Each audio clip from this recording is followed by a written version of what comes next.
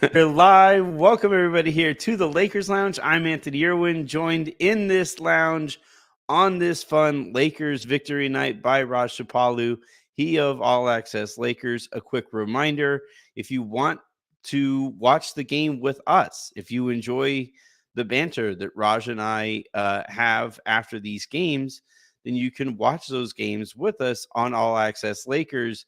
That's playback.tv/all access Lakers is where you can find us.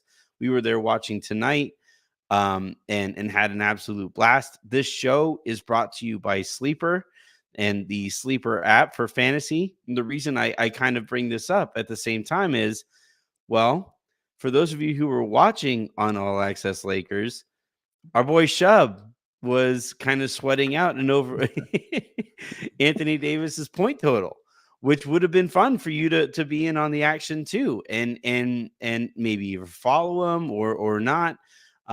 Again, that is the Sleeper app. Use that promo code LA Lounge for a deposit match of up to $100. Terms and conditions apply. But Raj, welcome, buddy. How you doing? How you holding up?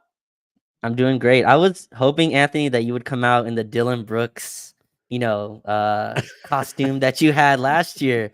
I thought that's what I was walking into. But no, I'm excited. Lakers blowout, our first blowout win, our first halftime lead of the season. It was nice to finally just kick a team in, and finally show some dominance. But I'm good, man. There's nothing better than coming off of 3 straight wins. Lakers look good. Back over 500. Nothing better than that.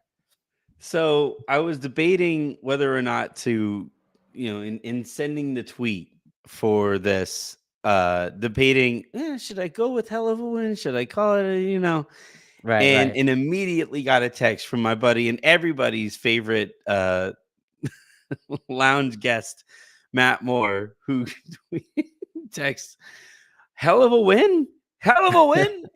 And here's why I'll defend my decision to stick with hell of a win here. The Lakers are very inclined, I would say, to do the bare minimum to win these games, and Sure. that leads to a lot of games that should not have been as close as they were wind up being close. And in this case, the Lakers beat the brakes off of the Memphis Grizzlies. And yeah, the Grizzlies are super shorthanded. They are Mhm. probably heading to the lottery this year. It is an absolute nightmare of a season for them. But like that's the exact reason why I feel like the Lakers would have just kind of sleepwalked through the first half, and maybe you get like a 7-8 point lead in the third quarter. Maybe you go up by double digits in the fourth, and you think that maybe LeBron and AD can get a few minutes off in the fourth, but then they have to come back to close things Mhm. out, and nobody walks away with it feeling that great. But no, in this one, right from the get go, and you made a great point, I thought, on All Access Lakers, um, in regards to LeBron being guarded by Jaren Jackson Jr. and how that almost kind of like got him going. Yep, yep. It was almost like disrespectful, right? And just quickly on Memphis, they just beat the Clippers, Anthony, like 2 days ago. Well, who This is a doesn't? team I that mean, in fairness. that's that's fair. That's fair. Yeah, yeah, yeah. Let's keep kicking them while they're down. But Memphis is a team though that has. It's not like they play a ton of rookies, right? This is a team with a full of vets. This is a team with a lot of pride to them. They've won like 50 games in back-to-back seasons. They added Marcus Smart. This is a team that could be dangerous on a night where the Lakers could sleepwalk. But I thought there was a message sent early. We had obviously the Draymond wild ejection down in Golden State. But then you had AD, right? Like kind of pushing Santi Aldama, who flopped, and then him and Desmond Bain getting into it. I have no idea. The Gobert and Draymond beef is, I guess, something that exists. But like these are two teams that after these are two teams that actually played playoff games together. And I think everyone knows that the playoffs are where real quote unquote rivalries are started. Rui, for some reason, just loves playing against Memphis. He had an incredible game against them. But yeah, LeBron being guarded by Jaren Jackson Jr. Jaren Jackson Jr., who I'm sure AD, who's very quiet and doesn't really come out and, speak about these things. But I'm sure like he felt that was his Defensive Player of the Year award to win. And he came out and I think we were watching on playback. Jaren Jackson Jr. got blocked twice in the same possession by Anthony Davis. And then he tried to go up again and could not, wasn't able to finish. Jaren Jackson Jr. tonight, Anthony, had, I believe, 4 attempts in the restricted area. It's their big man. He had 4 attempts in the restricted area, 1 for 4. 2 of those are blocked. So you can, see the reason why he wouldn't want to venture back in there. But yeah, I felt like a message was being said. LeBron's jumper looked awesome. You talked about the jump shots and being disrespected. And that's the way Memphis plays. They kind of have to put Jackson on someone so he can roam. And LeBron's like, you can't do that to me. And those two guys really set the tone for a dominant, great win, Anthony. I'm calling it a great win. I don't care. I'm calling it a great win. Hell of a win, great win, no matter what we want to call it, whatever, qualifiers we want to assign to it. That doesn't really matter to me, but I want to make sure we spend some extra time on Anthony Davis going at Jaren Jackson Jr. here, right? Because Yes. one of the criticisms I've had of him, and this is where you have to be even-handed, right? You have to, if I'm going to criticize him on nights where he doesn't kind of get ready for that kind of a matchup, tonight he was like, he blocked those 2 shots right away on Jaren Jackson Jr. there in the paint, kept blocking him. Let's just look at these stat lines side by side. Jaren Jackson Jr. on the night. Ready? Let's do it. He played 22 minutes, 3 of 16 from the floor. Yeah. 2 of 6 from 3-point range. Notable both that he wasn't making them and he kept shooting from out there because that's the only place he felt comfortable shooting. He grabbed 2 rebounds, both of the offensive variety, which were both kind of scramble plays, if I remember correctly. 2 assists, 1 block, 1 turnover, 2 personal fouls, was a -16 in this game, had 8 points. He went from he went for the single Raj. Anthony Davis on the other side of things, 27 minutes, got to sit the entire 4th quarter, 7 of 11 from the field. All all of them basically coming, almost all of them coming from the key, which just was like adamant about staying in there. Shot a couple mid-range jumpers here and there. Had his first attempt on the night blocked by Bismack Biyombo. Shot another mid-range jumper on that same possession because the ball went out on Biyombo on the block. But other than that, I don't really recall very many AD shots like outside of the paint. He finishes though 19 points, 11 boards, 5 assists, I don't care. 6 blocks, was a +21 on the game. Absolutely freaking owned Jaren Jackson in this one. And again, like last year, Jaren Jackson Jr. wins the Defensive Player of the Year award, whatever. I didn't necessarily agree with it, and I certainly didn't agree with like AD getting very little respect for the award.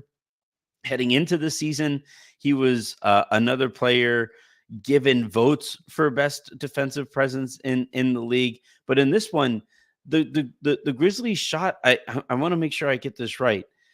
They shot Raj, they shot 53 3-pointers in this one. Every time they went into the paint, they were like rejected in the most offensive manners. And they had no choice but to shoot as many threes as they possibly could. It was all Anthony Davis. He was just that great.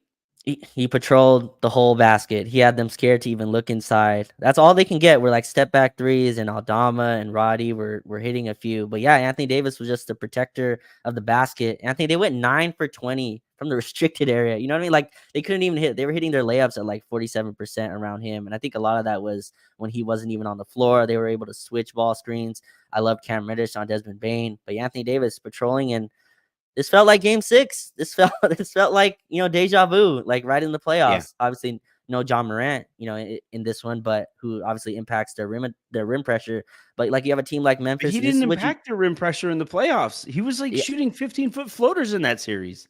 Because they are able to switch Anthony Davis onto him, and he's able to give him the cushion and still contest his jump shot. But yeah, like you have Desmond Bane, who wouldn't even get to the rim, refuses to get to the basket. Jaren Jackson Jr., again, I think like 1 for 6 or something in even the paint, taking weird. He has a weird jump shot anyway, but taking like off the dribble jumpers. I wasn't able to get anything going. And yeah, AD was just super dominant. 6 blocks, I believe he finished with.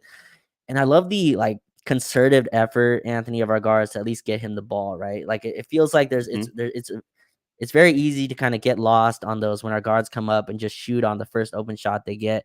But again, Anthony Davis was dominant, also calling for the basketball and was making great decisions too. When he got it in the post and they sent help, he was able to find cutters. He was able to skip the pass over to the weak side. And our offense just flowed a lot better. And part of that, I'm sure we'll get into the change of the starting lineup, but he just looked great. And this felt like the playoff series. I don't know if you saw the quote that came out today on Spectrum right after the game, but they asked, I guess, LeBron or they asked AD, like, when was the last time you and LeBron were able to rest in the fourth quarter in a 20-point win? He's like, last time we played them. So that's that's just awesome. That's just great. Great. Yeah, I really enjoyed AD's approach to this one. It was right from the get-go. And I thought that Mhm, like if there was any chance that he might kind of waffle through this game, it mhm. was erased when Salty Aldama like elbowed him and then he like pushed him back and Yeah. then he had that passionate play, as Monty McCutcheon likes to call it, that we got between the two teams. And it's just I don't want to keep harping on this because this comes off as more negative than I really mean it. But you watch a game like this, and it's why I get frustrated when I do with Anthony Davis on those games that he kind of floats around.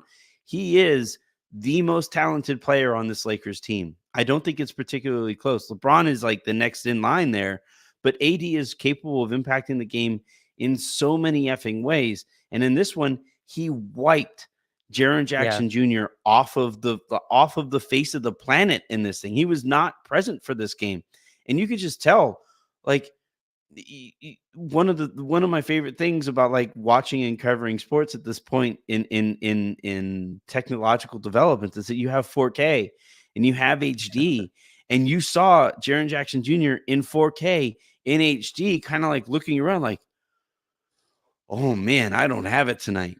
And there have been games, by the way, like in this matchup, and I know that it's different when Memphis doesn't have Steven Adams, Mhm. and that makes a big difference with their physicality up front, and obviously like that would change things or whatever. But I've watched Jaren Jackson Jr.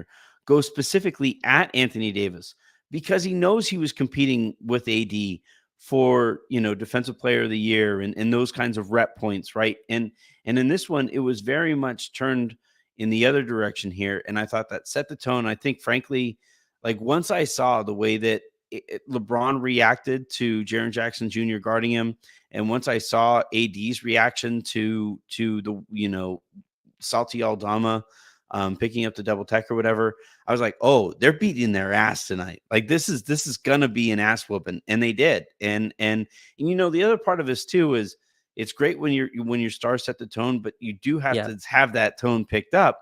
And in this one, like you mentioned the guard play, and we have to talk about Oof. D'Angelo Russell because ever since Austin Reaves goes to the bench, he Mhm. has been insane on the ball. Absolutely incredible in terms of efficiency and everything.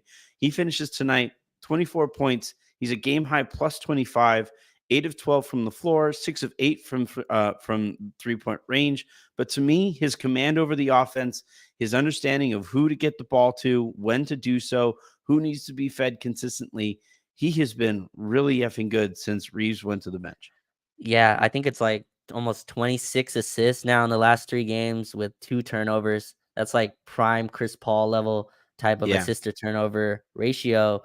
I think like it's funny because the whole story this week, Anthony, was the other LA team, right? Like they need to make a change to the starting lineup. They need to, put Russ or James Harden, whoever, off the bench. And the Lakers quietly just put Austin Reeves to the bench. No drama. You know what I mean? Yes. No, Oh, that's no, a great no, point.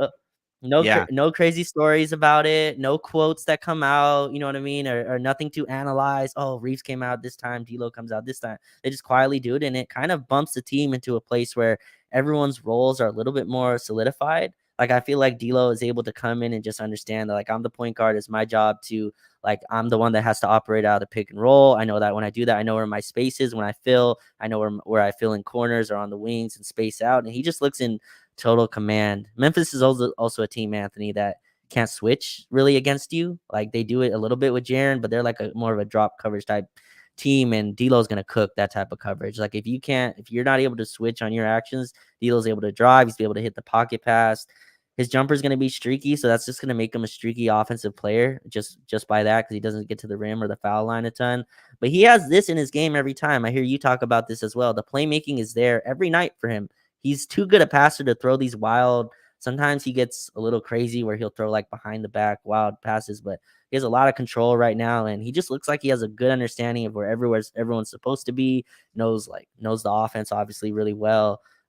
He's in total command of his game. This is the D'Lo that we wanted to see in the starting lineup. I think this push to Austin off the bench and filling guys who are more just like guys who are 3 and D instead of D'Lo having to share these ball handling things with LeBron and Austin. I think it's just opened the floor up for him, and his shooting was there tonight. The off the dribble stuff is there. He got to the rim a little bit. He's just looked really good, and he's the one that talked about it. He said that this team needs a training camp. Well, he got it, and I feel like we're starting to see a little bit of the fruit coming from that. It felt like watching Reaves and Russell play, they clearly like each other, right? Like they do the golfing thing. They're very much rooting for each other when they're on the court, either together or separately. And I almost felt like that led to a little too much politeness on both of their parts, where they're like, "Oh, your turn. I'm sorry. Let me back up. Your turn." No. And then by the time they actually figure out like who should be going where, it's like 12 seconds on the shot clock. You have time to run one set and nothing on the back end of those sets. And with Russell moving into the starting lineup and just kind of dominating the possessions with that first group, and Reaves moving to the bench and dominating the possessions with that second group, that clears the way for both of those guys to not feel like they're getting in each other's way. And B, this is a really important part of things. We haven't seen it quite yet because the Lakers haven't played like a super close game really since the a super close game against a good team since the change to the starting group. But it keeps LeBron fresh, so that if it does come time against a good team for LeBron to take over the ball, and I don't know if did you watch Game of Thrones? Did you? I watched Game of Thrones. I all watched of it. Game of Thrones. Okay. No, not all of it, but I did watch it. There's an episode called The Loot Train, basically, where there's this big battle, and the losing side of that battle is sitting there, and they're watching the Dothraki ride their horses, and they're watching like that entire big ass army come in behind them, and they're like, man, we're gonna get our asses kicked. And then like, as if that wasn't enough, as if those two imposing forces already weren't enough, you have this giant freaking dragon fly over the horizon. And it's just like, and like the people who are on the losing side of that battle are like, well, we're screwed, and I kind of think that can be a version of what the Lakers offense looks like over the course of the game, right? Where you have one version of the offense where D'Angelo Russell is there. You have another version of the offense when Austin Reaves is there. And at the end of the game, you have the big ass fucking dragon in LeBron James running the offense, when he can go to the pick and rolls that he can have with Anthony Davis, or the Lakers have been doing a lot more, getting him in the short roll. Like, this move to the bench, and I wasn't necessarily sure about Cam Reddish being moved into the starting group, but that move to the bench has really unlocked a whole bunch of stuff. And I think Darvin Ham has gotten a ton of criticism, I think, to this point in the season. But for this specifically, moving Reaves to the bench, A, Ham deserves a ton of credit. B, to your point, Reaves deserves a ton of credit. And C, the entire team deserves a ton of credit for fully executing that kind of vision and allowing everything else to kind of fall in place around it. Yeah, and I also think like I like Austin running with LeBron a little bit better in that second unit, and I think D'Lo's just a better Anthony, like kind of give the ball to him and let him create. Like I think like Austin's just not there yet as a playmaker. Like we run more like ball screens for him where it's more off the wing, more on the sides, off the corners. But D'Lo's I think just a better playmaker that you can kind of give him that starting unit and then he can run it and make the skip passes and stuff like that. And yeah, Cam coming in and this is just an absolute like it's been awesome to watch him kind of flourish in this role. And I think he's hitting threes. He had 3 threes tonight. Anthony, like 2 weeks ago, Cam Reddish was scared to shoot. Like in the Miami Yeah. game, he did not want to shoot. If you rewatch that ball game, every time that our guard or LeBron would cut, Cam would cut to the rim trying to get an offensive rebound when someone's already in the paint because he just did not want the ball. And like it's funny how life works. He's the one that gets the corner three at the end of the game that doesn't go in. And you fast forward, and you mentioned this on the playback as well, where he was like hitting transition threes, like he was stepping into transition threes, and Yeah. that comfortability and just having a guy like that also gives you length. And the biggest thing to me it's done, Anthony, is where teams can't now pick on our physicality as much, right? They were Yeah. picking on D'Lo, they were picking on Austin, and that's just a lot to try to make up for. And then you add in Torian, who's just not a physical wing, who's also not a good rebounder, and a guy we were throwing on smaller guards defensively. You just mix all of that in, and just it's a lot on Anthony Davis to cover for. It's a lot on LeBron, who really didn't want to be this defensive force so early on in the season. And I think it's moved Torian to the 2, which has been a really nice show for him. I think like he's actually a 2 on this team to me, just with our small guards, and we'll see when Gabe comes back. But yeah, it's worked out really well. I've loved how D'Lo's kind of stepped into this role. I love that Austin can come in and just has no thoughts, comes in and scores. No thinking about who I have to get open, who do I have to get shots, do I have to get AD a look here, do I have to get LeBron a look here, am I running a post up here? There's no confusion in his role. He comes in and scores and shoots, and he makes some plays off the dribble, but mostly his job is to be aggressive, and I like that. Give Austin all the aggression, give Rui all the aggression. You don't mix up their roles, have them in specialized situations, and I think we're seeing the success from that. Yeah, Reaves finishes tonight 5 of 9 from the floor, 4 of Mm-hmm. 4 from 3-point range, 2 of 3 from the free throw line. He grabs 12 boards, 7 assists, Oof. 16 points. He was a plus 13 on the night. And, I think it's a combination of a few things. Like, I do think eventually he may have figured things out playing next to D'Lo. And he Mm-hmm. has, like, there is no way to stagger them to the point where they are never on the Sure. court together. And even in this one, like I do think that it is starting to look a little bit better. Those two guys like playing alongside each other. But yeah, like just allowing Reaves and I think this applies to Rui too, where basically like they basically hand Reaves the keys to that second unit. And Sure. they say, like, all right, go in attack mode and allow that, that attacking mentality to open up the rest of the game for you and open up the rest of the game for everybody else. Because like that means a few more Rui screens. That means a few more like AD stuff that collapses the defense and Mm-hmm. kicks the ball out to more open shooters, so that when Rui catches the ball, it's in better rhythm. And then most importantly here for Reaves, it allows him to like, I haven't watched him sit here and count his steps and wonder, all right, well, last time I shot, so does that mean this time I have to set up AD? Does this Exactly. mean I have to do I have to set up LeBron this time? Like, no, it's make the play that's in front of you. And he's doing that more consistently, more confidently, and it's made him a significantly better. It's making him the player that we all thought would be underpaid this year because he got a max deal, right? So yeah, the longer that continues, I think that the Lakers will continue to really reap a reward. And the other part of this too, by getting Reddish into that starting group, you have the Lakers tonight grabbed 44 rebounds. Mm. You want to know how many rebounds the Memphis Grizzlies grabbed tonight, Raj? How many? No way. That's no way. No, that's up. No. I think it's No. So the Lakers grabbed 54 rebounds. The Grizzlies grabbed 33. mm, They yeah. just absolutely out physical them. And I think setting that tone of being bigger, being faster, being longer, and being more physical, like that is LeBron and AD basketball. That's who you have to be with those guys on the team. And that starting group sets that tone, and it all kind of slides into place after that. Right, and one thing on Austin, I think you're also seeing it was cool in the Phoenix game to kind of see that old Austin come back, right? In late in that Phoenix game, they went to the LeBron Austin screen and roll. D'Lo didn't play the next two games, right? He started both of those, but didn't play in the fourth quarter. He didn't play late, I believe, in Phoenix, and then didn't even play in the fourth quarter against Portland.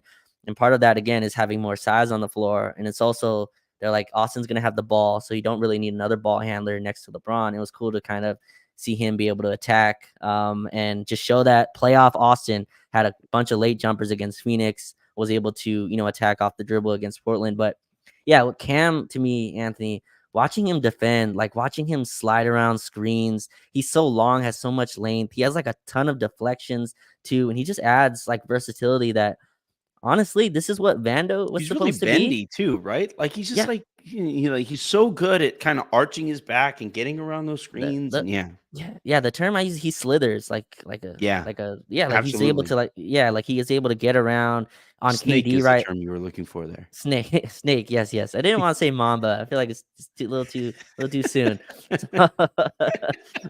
But yes, definitely definitely Snake like the way he gets around picks and stuff like that. They had him isolated against Kevin Durant. He had a play where he just like picked KD right at the top of the key. Then the next play I think was like a 1-4 flat for Durant. He was able to force him into like a one leg fadeaway jump shot. But yeah, like Cam's ability to defend, I think, is like what we were expecting from Vando, right? And Anthony, if you're getting catch and shoot threes as well from Cam, and you're seeing the like confidence start to just ooze off of him, it's cool seeing that from a player. Like you watched him earlier, and now you just see like the confidence coming out of him. He's attacking closeouts. You can see his ball handling start to re-enter the conversation where he's not thinking as much. It's very decisive. His moves have purpose. He's attacking closeouts. He's getting to the rim and showing all that like nifty finishes that got him like drafted where he was. It's just cool to watch. But the defense to me is what it is. It's changed to me the the place that this team was going. And he's really been a huge part of that. And it's been the Vando role that he's filled, and he's filling in nicely. So we'll see. It's been 3 straight games of good games for Cam. I know that's not a place to take victory laps on Cam Reddish yet, but it's been cool. And this all looks really sustainable aside from the shooting, like the defense. If that's what's getting him on the floor, hopefully that continues. But he's been awesome to start. He dropped a pocket pass tonight. Like Oh he my tried, like goodness. he said, what?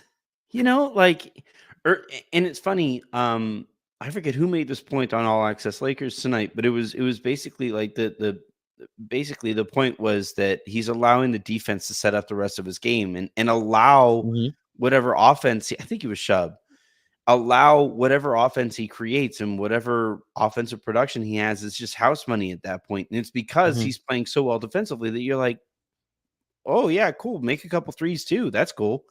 But there isn't like the pressure that he was putting on himself. Like Mhm. it was really frustrating to watch him in the preseason where it was clearly he thought the way to more minutes, the avenue to more opportunity was going to be through isolation buckets and self-creation and all that stuff, right? And in reality, with Darvin Ham, with what this Lakers team needs, the path to those more minutes, to that opportunity, is to do the kind of stuff that he's doing, right? So many Yep. deflections, so many, either steals or near steals, so much like, boxing out occasionally. And then, yeah, like if you make a couple 3-pointers on top of it, that's what's going to wind up separating him between him and Vanderbilt potentially, right? Is that like he is capable of stepping into some of those 3-pointers while he's doing some of those other things. And eventually I think the best defensive version of the Lakers is one where they both get, opportunity.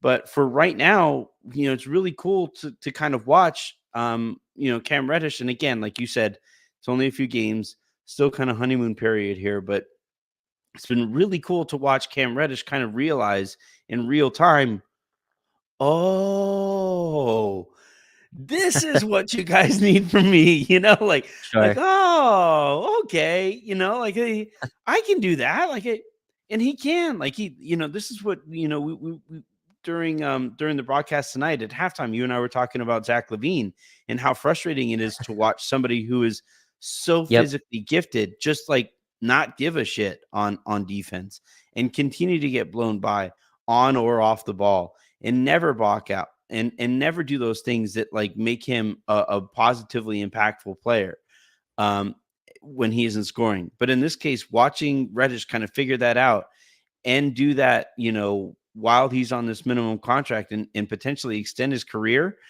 Lakers might have found themselves a pretty good one here. And I'm thrilled to have been wrong because I wasn't over the moon about the signing.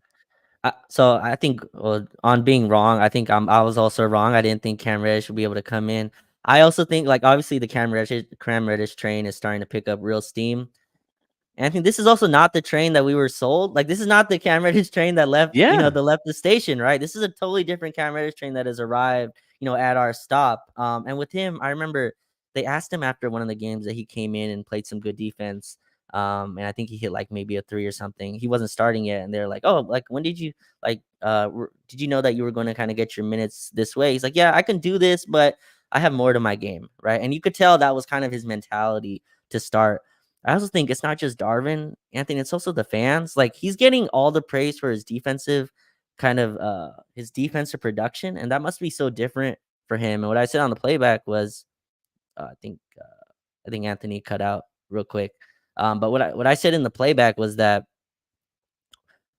him getting his defensive praise, getting his praise on the defensive end has really opened him up on the offensive end to now try new offensive stuff, to now be comfortable on the offensive end. And it's just awesome to see him kind of flourish that way. And you mentioned that, Lakers have had a lot of reclamation projects that have really worked out. Malik Monk is the latest that has worked out here and has continued to flourish in Sacramento. And we'll see if Cam does that. But it's also the first team that I think has really kind of pushed him and have kind of really sung his praises, even when it wasn't working, right? LeBron, AD have like really been behind him. I think you mentioned the like same agency, which really helps in these regards as well. But it feels like the first teams that's really accepted him. If you like go and look at the history of Cam in terms of in New York, his relationship with Atlanta.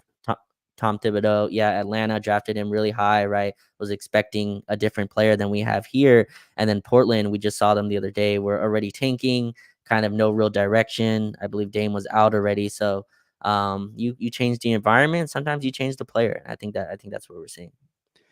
Yeah, it has been with having LeBron nearby and having AD nearby, and especially defensively with AD, and look, like LeBron at this stage of his career is nowhere near the same kind of defender that he was Mm-hmm. when, he thinks he should have, and maybe he should have won Defensive Player of the Year at some point in his career, but Mm-hmm. um, he clearly understands the game well enough to be able to coach Reddish on like, hey, this is where you need to be here, and this is how you can impact the game this way, and here's how you can utilize your leverage in this way, and your length in this way, and for AD, he's the ultimate quarterback back there. He's like, look, man, if you're gonna miss this way, you can, I'm gonna be back there if you miss going for that one, and whatever, and having both of those guys share that agency and share that incentive to, make sure that one of their guys in being a clutch guy, succeeds here and extends his career.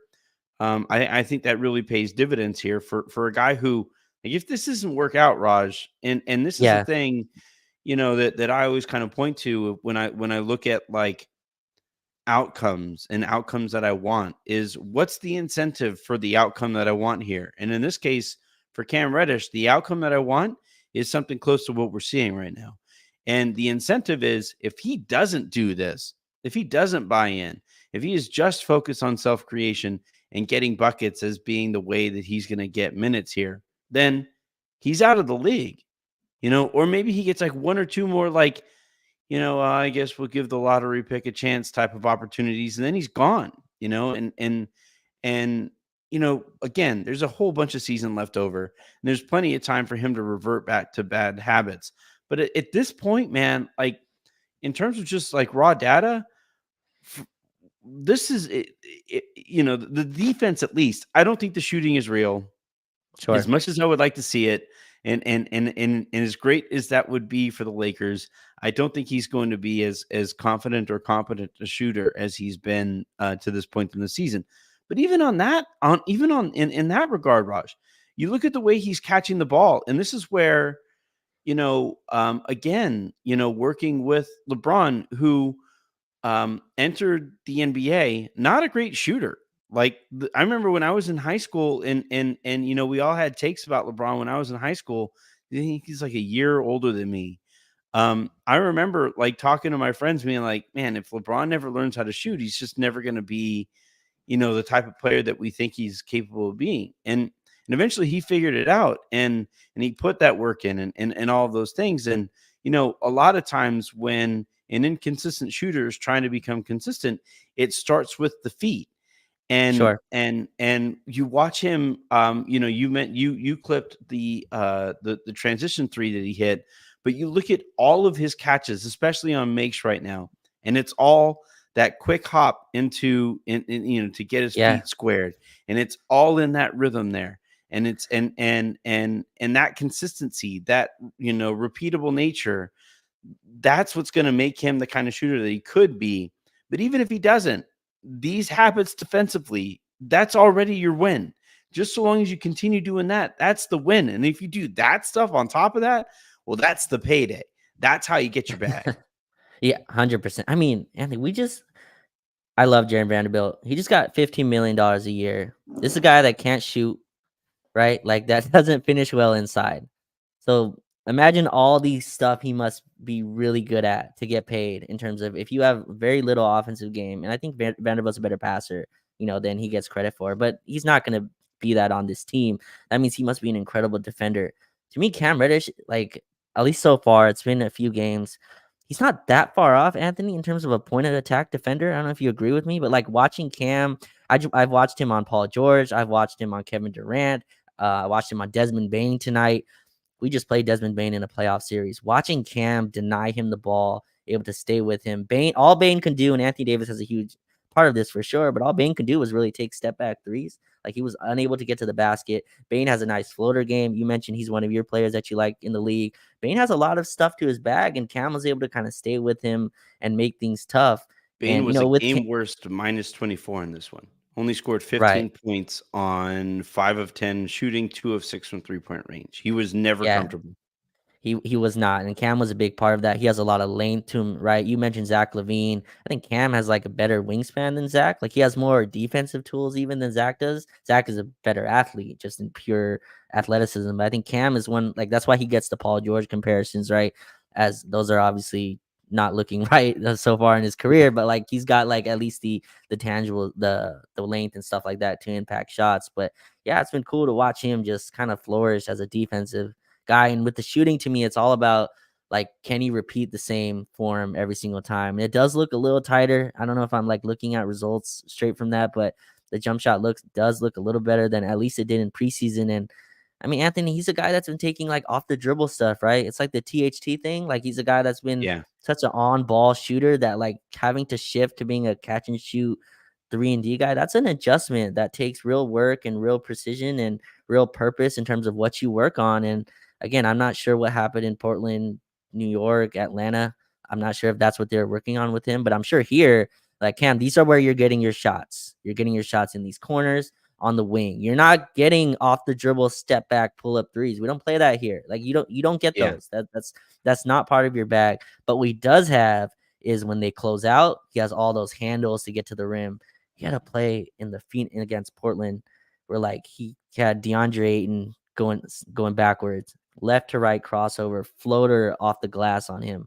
I'm like, man, that's like a tough, skillful shot. That's a lot of talent. So I see why the talent is so, like, tantalizing. And you mentioned he may be out the league. I think there's gonna be some team always who's gonna be like, yeah, like, let's give a shot to this guy because his talent just jumps off. But yeah, if he wants the real contract, this is what he has to do, and he's done it so far. Really quickly, apparently, this is according to friend of the show and friend of mine, Justin Russo, who covers the Clippers. He is at Fly By Night on Twitter. The Clippers have been mathematically eliminated from winning their in-season tournament group.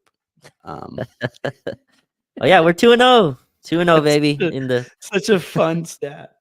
Uh, you mentioned Paul George and that stuff. I couldn't help but like laugh while you say like the Paul George comps obviously aren't going to land, and yeah, Paul George is a damn good player, but also Paul George got another opportunity to make a big shot down the stretch of a playoff game, and in this game ended the game on a wedgie. So so poetic. That's the most Clipper thing ever, right, Anthony? Like a yeah, game-winning three that just gets stuck on the basket. Just that just totally fits in terms of Clippers history. I forget, like, there was a Gatorade commercial that he did while he was still an Indiana Pacer, and he, like, he, like, catches the ball, takes his big old swig of Gatorade, Mhm. says, "I got this." And then, like, I just picture him like, "I got this," and he rises up to shoot, and it's just, just